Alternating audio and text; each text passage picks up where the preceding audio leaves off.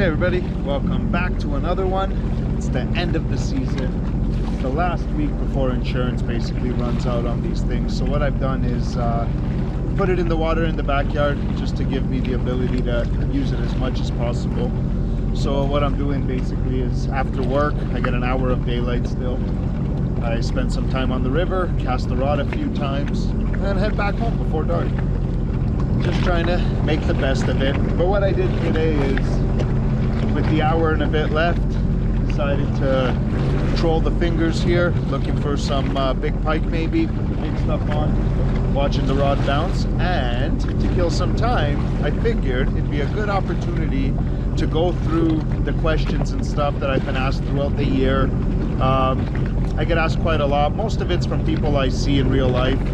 A few of them are from subscribers. Some of them are just people I see on the water, but just grabbed some of the more frequent ones and stuff and have been compiling a list. Now I got my phone in the ramp mount showing me the list. That's why I can't wear sunglasses, because I won't see it properly with the polarized.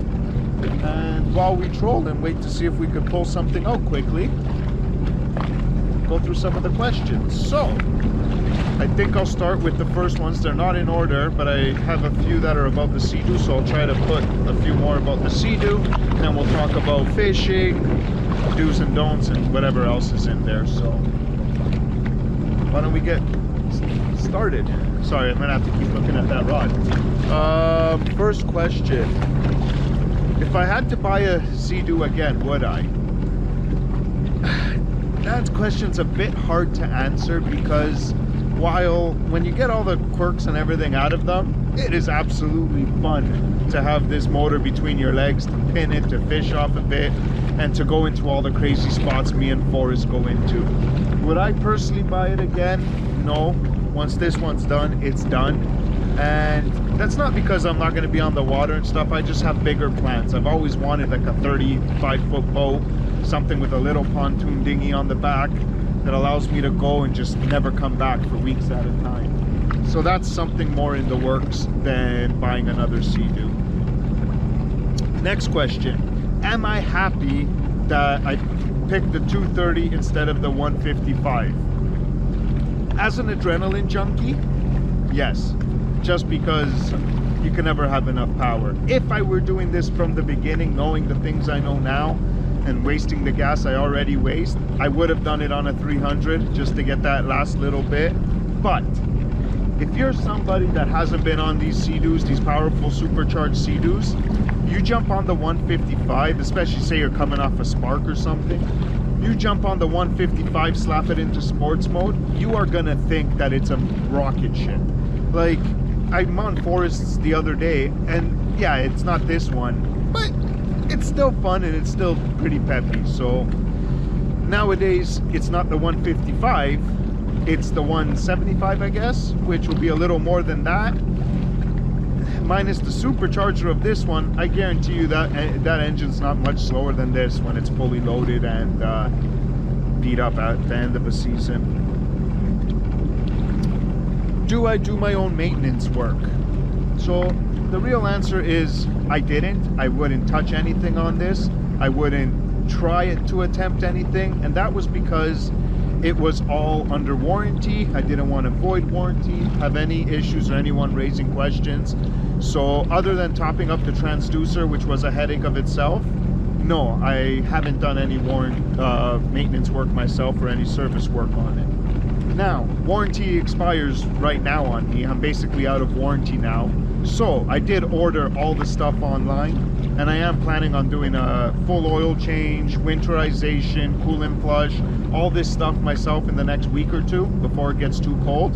And I plan on shooting a video, because I spend 150 bucks on materials, and yes, it's the XPS stuff and everything, and the rest is just my labor, so it doesn't cost me anything. So realistically, I'm going to save a fortune doing it myself. And that's the plan, and I'll take you guys along. So tune in a week or so for one of those adventures. Next question.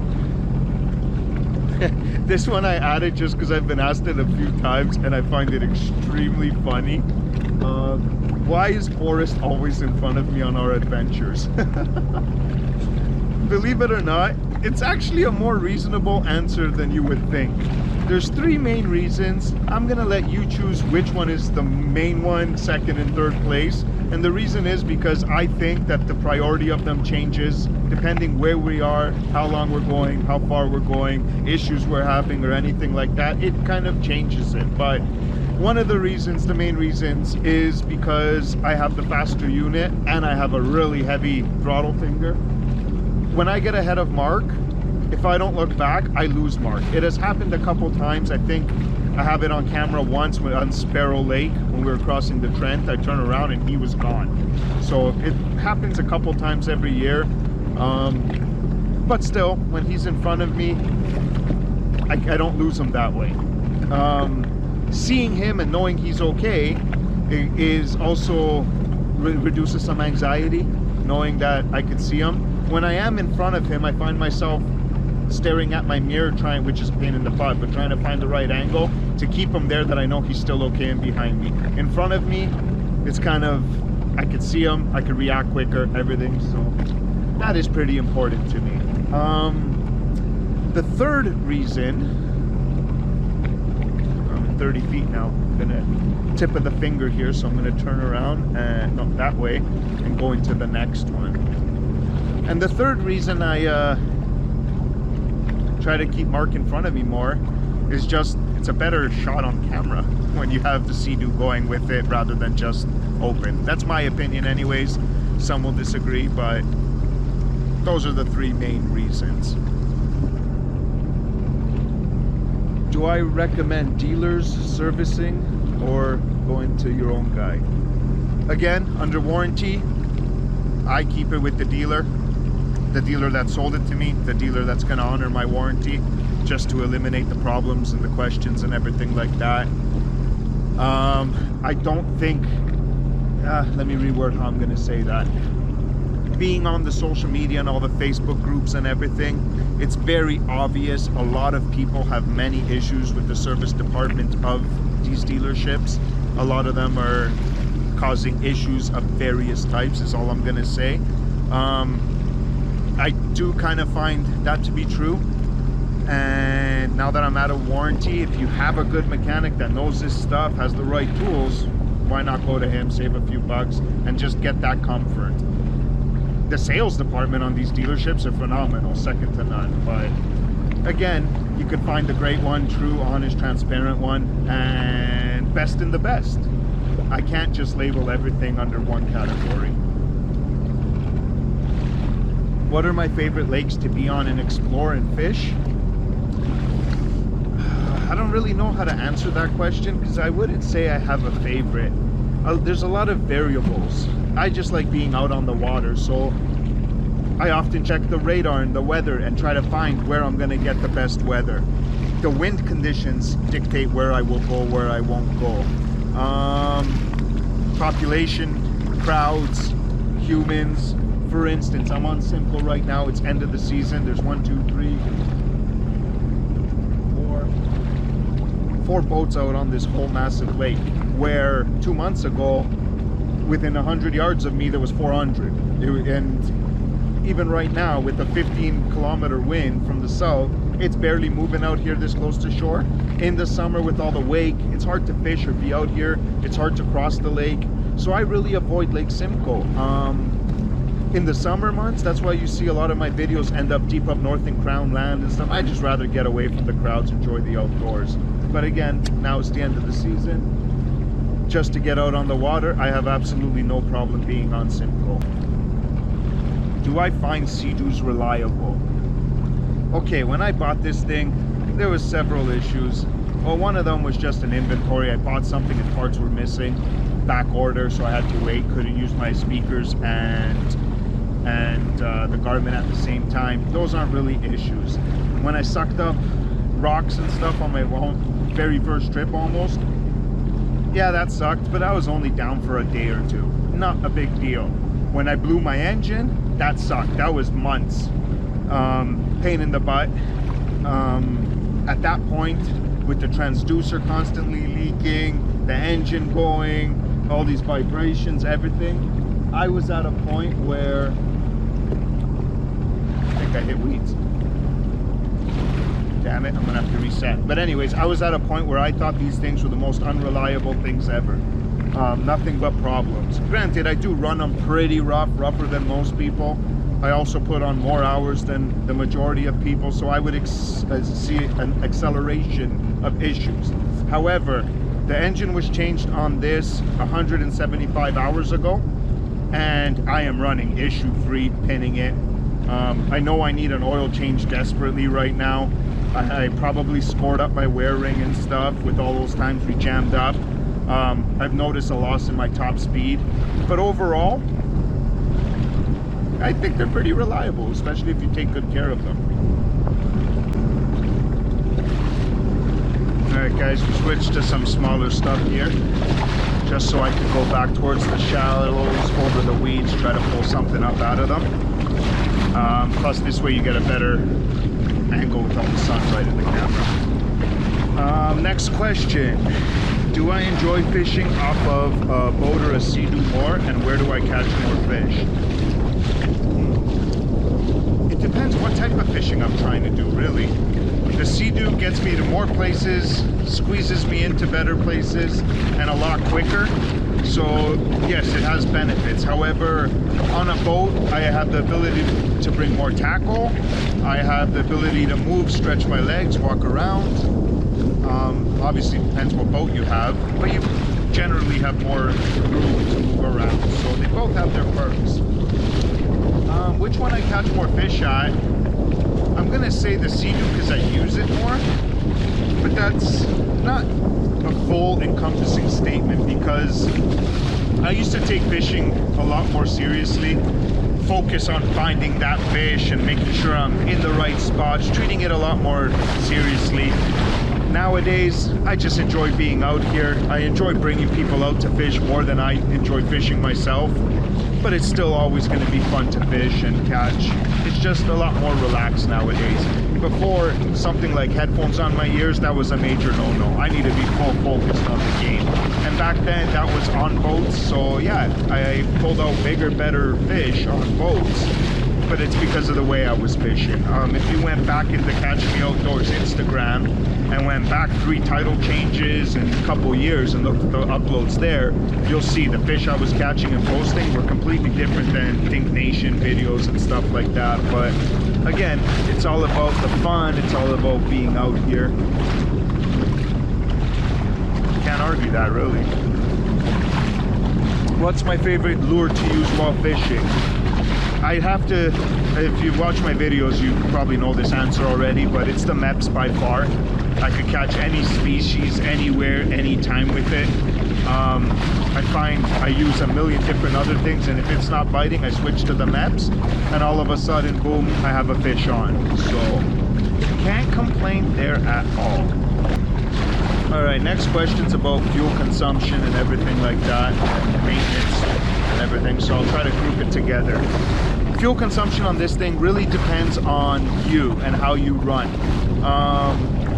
You could be barely moving and going for countless hours. You could be full throttle and make it 45 minutes tops before you completely run out of gas. I posted a video a few episodes ago where I pinned it from Barrie. I made it to outside, halfway between Kempenfelt and Cook's Bay. I hit 0 bars and I died just inside that river mouth, about 17 kilometers or so. However, a couple years ago, when I was on 0 before I entered Bob Cajun, I went all the way across, I think it's Sturgeon there, all the way up and made it to Fenland Falls on 0 bars. But I was only doing 40 in eco mode, and so that really depends on you. Maintenance and frequencies, I'm just gonna say stick with what your manual suggests. You could do more, but don't do less, especially if you have warranties and stuff like that. And realistically, like it is with everything out there, if you properly take care of something, it'll take care of you, last longer, work better. And that's not just boats, Sea-Doos, that's any type of maintenance, even down to the furnace in your house. Next question. Where do I see my fishing and YouTube within the next 5 years? To be honest, I don't think that far ahead. all I've done is combined. I used to do photography, but I really enjoy editing and stuff. So all I've done is combine one passion with the other. Made a YouTube channel. YouTube is for us to reflect on in the future when I'm old, something to remember me by, for family and stuff. It's for fun. I enjoy doing it. Maybe I could light the fire under somebody else to get into fishing or sea doing or outdoors things. Maybe somebody could learn a thing or two, or even better, somebody could teach me a thing or two. If my channel grows further with it, fantastic. If it could subsidize some of my heavy fuel spending and everything else, even better. If it doesn't change a thing for me. I am content with how it is. The other question I had that I read when I was reading that one was, why did I change the name of my channel? Realistically, knowing I'm not going to be on the Sea-Doo forever, knowing that there is so much more out there to do in this beautiful country and planet, I figured due diligence fishing was very restrictive. It meant fishing on a Sea-Doo, and there was not much more I could do without completely breaking that niche you're in. And it would just make no sense. You dial into a Sea-Doo page and you see some other outdoor activities. It just didn't seem appropriate. So I changed it to Catch Me Outdoors, YT, which just stands for YouTube, and it's just so it's easier to find me on YouTube, because that opens me up to everything, whether I'm fishing, hiking, camping, exploring, mountain climbing, skydiving, exploring new countries, tourism. There's no limits to what I can do with that channel, and it just made more sense than due diligence fishing. Did my channel suffer from that? Significantly. I think I messed up my algorithm or something, and I lost 80% of my views and everything, but again, didn't really matter. I just kept trucking along.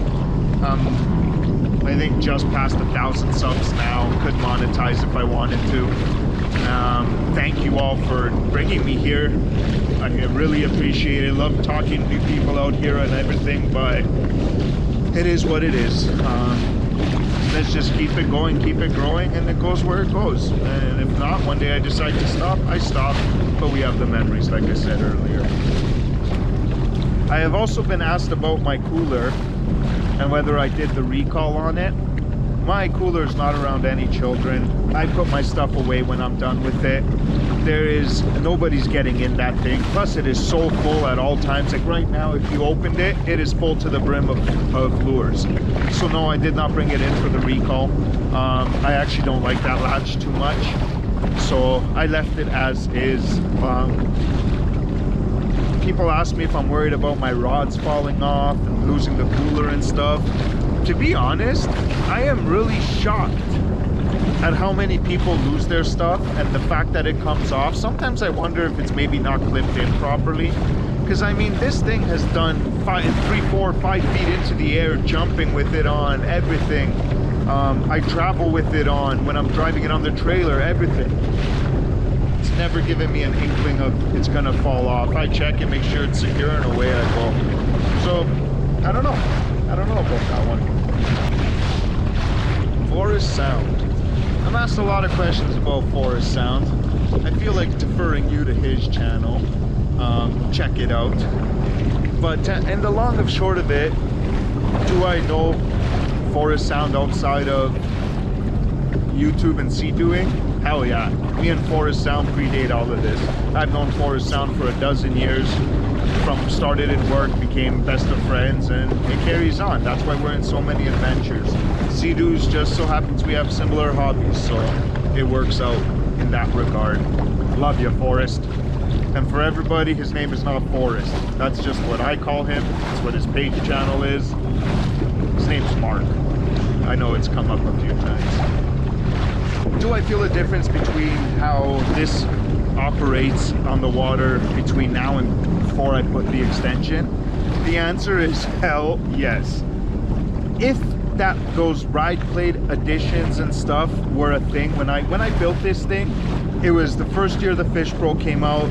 Building these and doing all this, even the dealership had no clue. I was their first experiment to get it done, and we were both excited to try. However, I may have a perch on there. Well, I'm not stopping. However, is it something that's not manageable? In the most cases, I've learned to grow with it. Now, I find where the biggest difference is right now. Did I finish my previous sentence? If those extensions and link plates and stuff were available, I probably would reconsider. But nah, I'd probably keep it. It looks better original than removing your seat. Yeah, I would still do it again. The only issue really comes when you're in heavy swells, like in the middle of Georgian Bay, going camping, loaded with food, ice, fishing gear, camping gear, everything. And I am that heavy. This thing is almost unbearable. You don't have to. Why are you talking? I'm really interrupted a lot with this one question.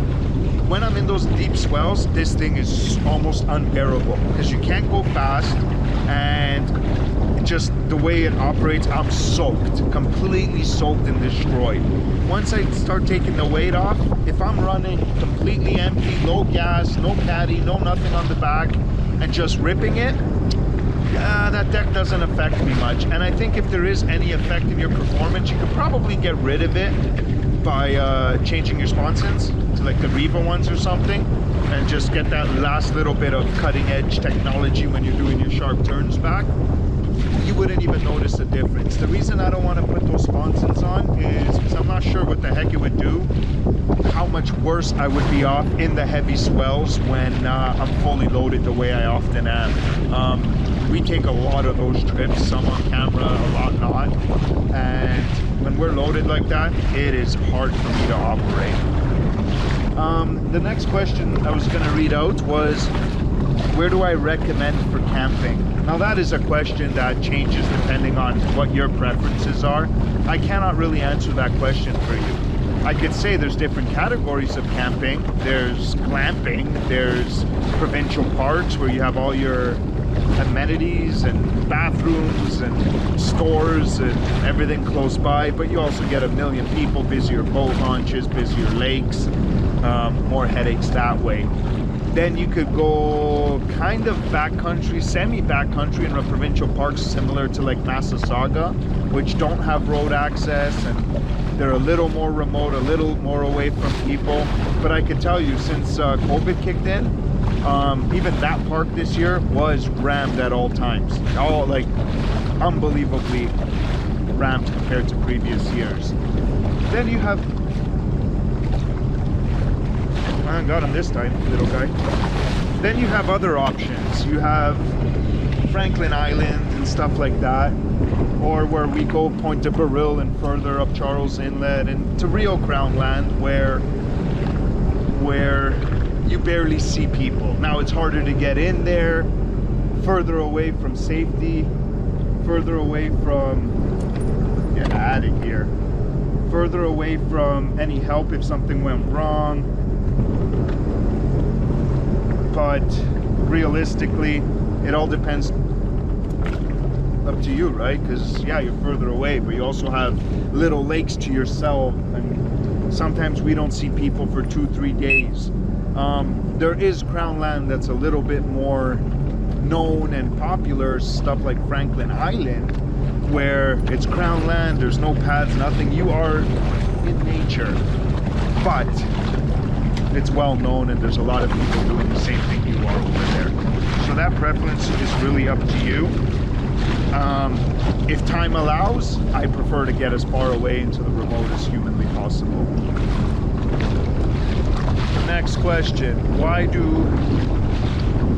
we ruin our machines going into all these crazy little rivers and stuff? That's your opinion, we're ruining the machines. Okay, we might be costing ourselves a little extra money now and then when we really mess up with wear rings or impellers and stuff, but that doesn't happen very often. The biggest downfall and punishment is usually we have to get, again, a little perch. These little things are smashing left, right, and center. But I don't want that. I want the ha-boom. Not that little... yeah, so the biggest punishment is usually us jumping in the water. Especially me, that I hate the cold. And I don't go in the water very often. But the further in we go places people don't go often, get further away from people, get better videos of exploration and stuff. And yeah, okay, the bottom of my unit,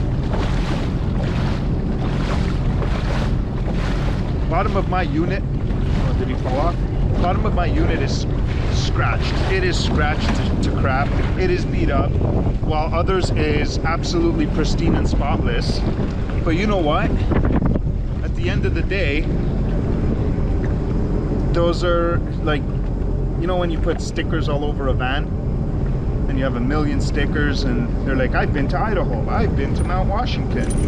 Oh, that's not a perch, that's a little bassy bass.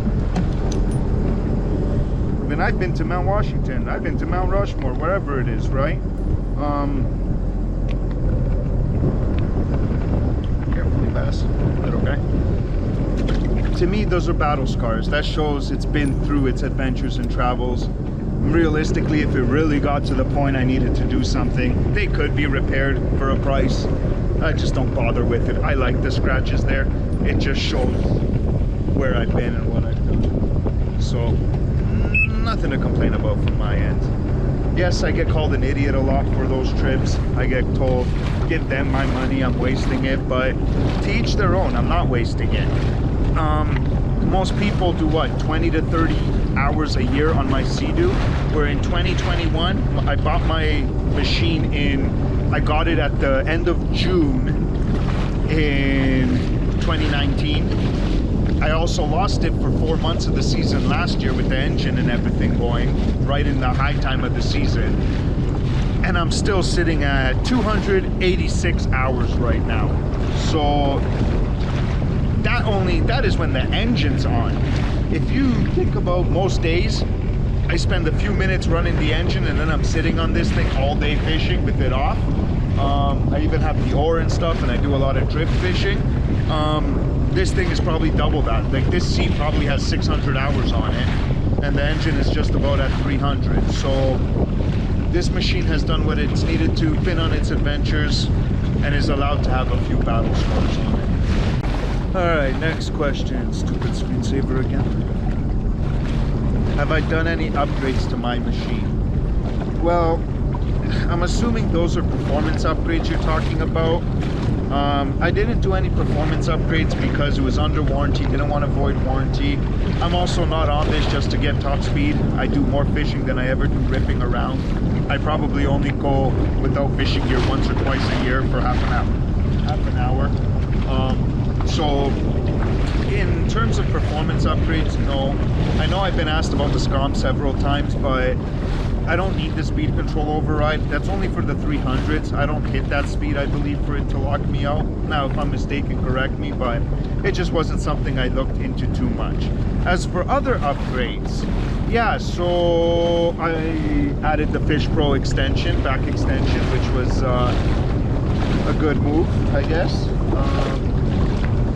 What else did I do? A lot of them were options that I added when buying them. Like, I put all the limited options on here, the gunnel protectors here, which is a smart idea for fishing because I got a good foothold here. The bilge pump that I put in, the dealer put in, it ran constantly, hot wired to full power at all times when the unit's on.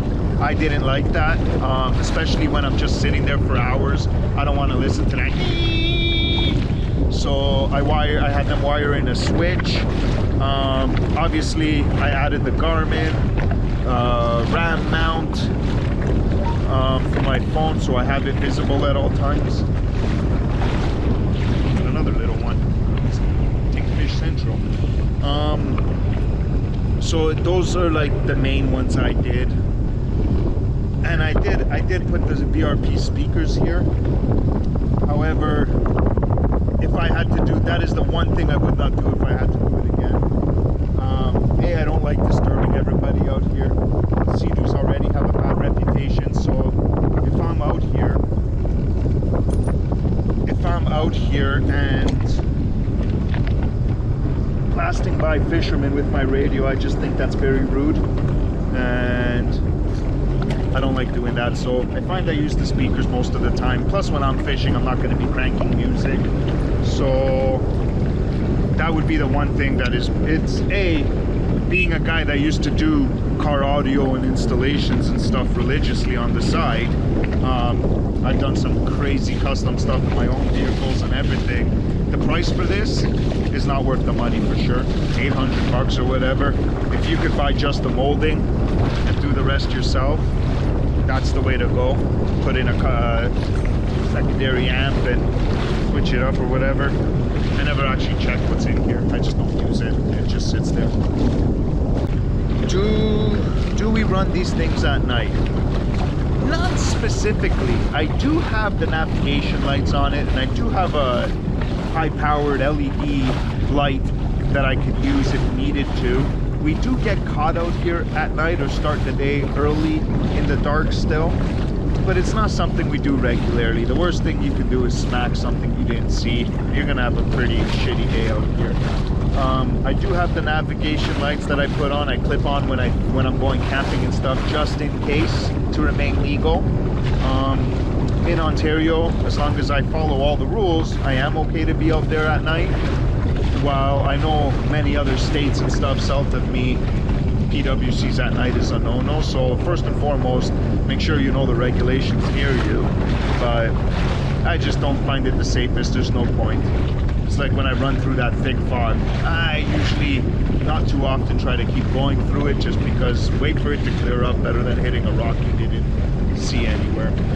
What is the worst water condition I've been on and the unsafest I felt? Unsafest I felt, Niagara River. I'm an adrenaline junkie. Not many things scare me, not many things I won't try in life. However, fast moving currents, even though I'm a really strong swimmer, fast moving currents and stuff just scare the crap out of me. So that was actually the driving factor of why I did Niagara River a few years back. It was because I just like to conquer that thing. Am I comfortable? Do I like it? Am I feel any better? No, but I conquered it, knowing I can if I needed to. And that's what that was about. Worst weather conditions. Fog-wise was 2 or 3 episodes ago before all these shorts. That was the craziest fog.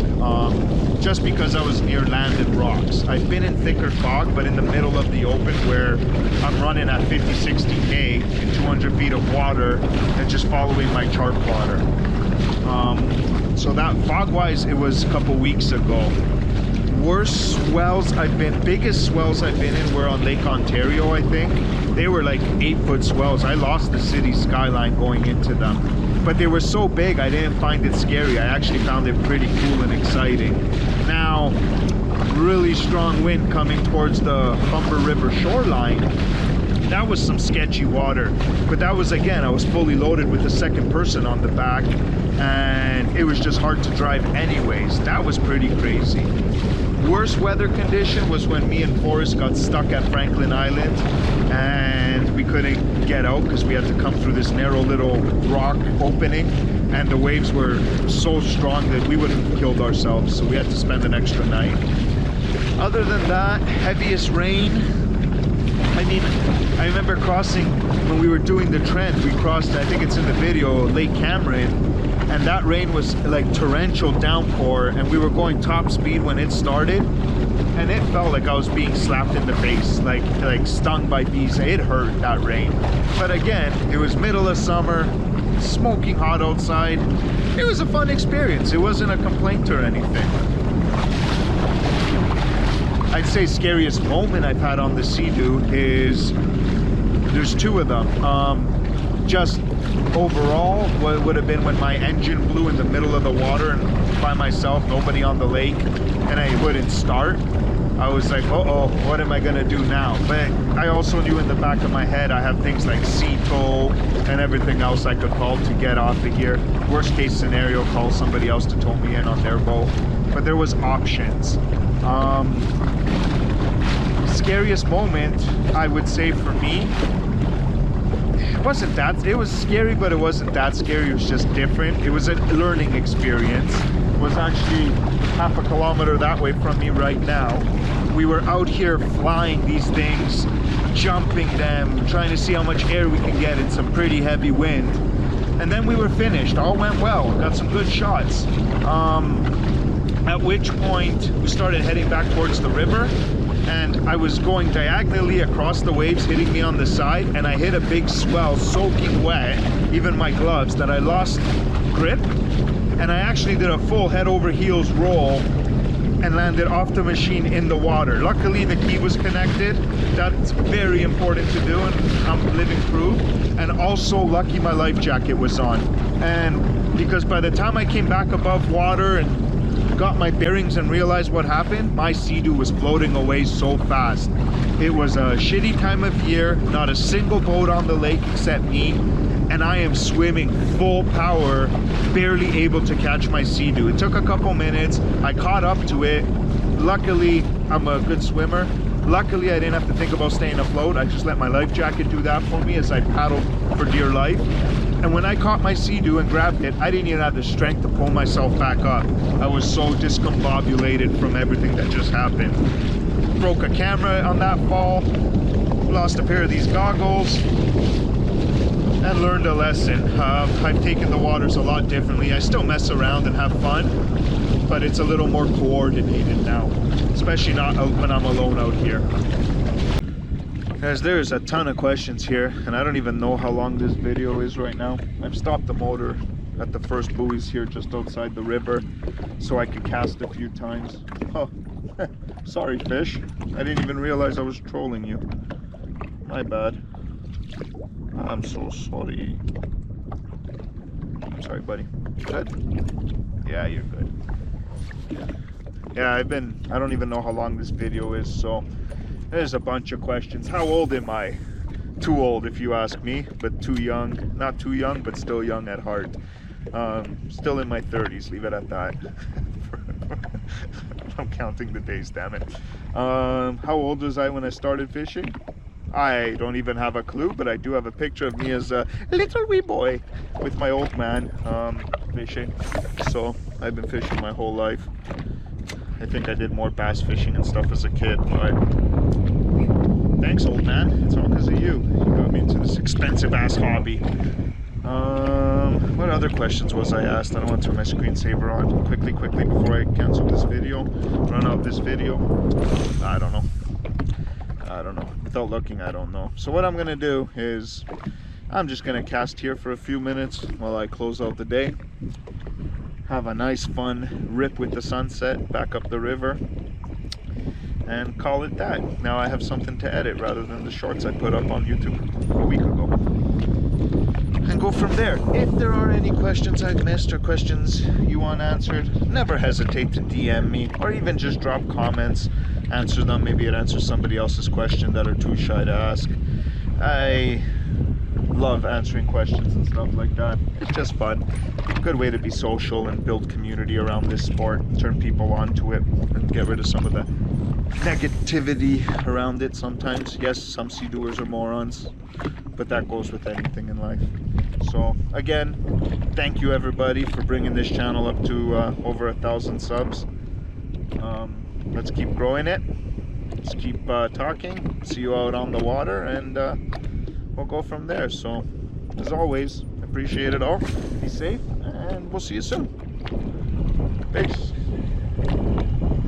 I can't block the camera. I'm casting. Later, guys. Thanks for joining.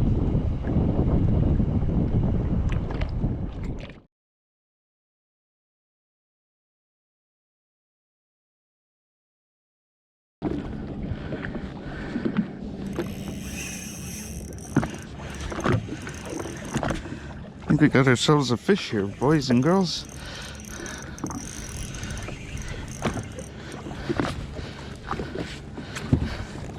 Nothing crazy, but when it's in the weeds,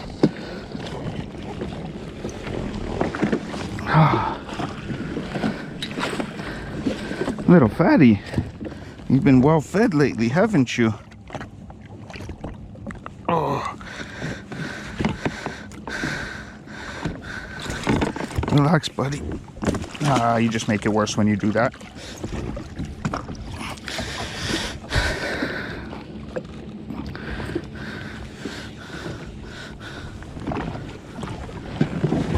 big waves, big waves. Not right now. Gotta free mama here to grow a bit more. Just careful with the hook. Nice and slow. Not a bad little pikey to kick off our fall fishing here. I hope that camera's on. I don't know, but let's get this sucker back in. Ready, go. All right, bonus.